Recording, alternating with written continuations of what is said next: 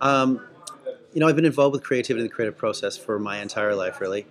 And I mean, I moved from music. I still do music, obviously, but I do music. But I also do a lot of other things in different creative areas, from art to business, some stuff with startups.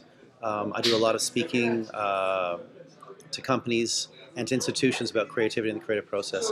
So it just seemed like a natural thing to want to write a book, to really get more into the details of the creative process. I have a very broad definition of creativity, and it's more than because I think the creative process is something that is really a methodology, right? It's a way of thinking. It's a way of thinking about the world and a way of thinking about situations and the way you interact with the world.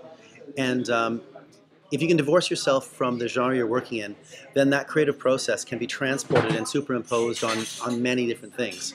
It's really a transportable skill set.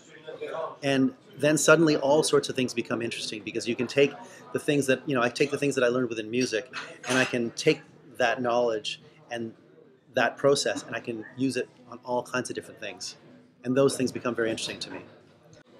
So let's talk a little about the title of the book. It's an eye-catching title. For me, a kind of counterintuitive one. I tend to think of an elephant, a running elephant, as a terrifying, huge, Right. lumbering thing that can probably crush me. Right.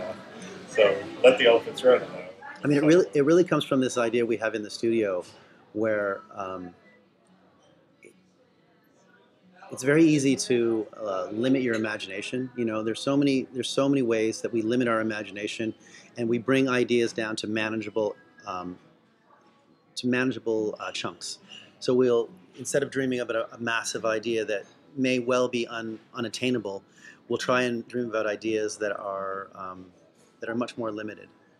And in the studio, at the beginning of a process, um, we have this mantra, which is, dream pink elephants, dream big fuck off pink elephants, because the reality of the creative process is those dreams and ideas get beaten down through the process naturally to something that's manageable and that can be delivered.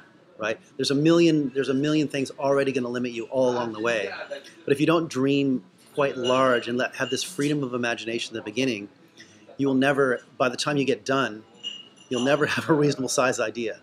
So if at the beginning you can really let the ideas breathe and have life before we start crushing them, right?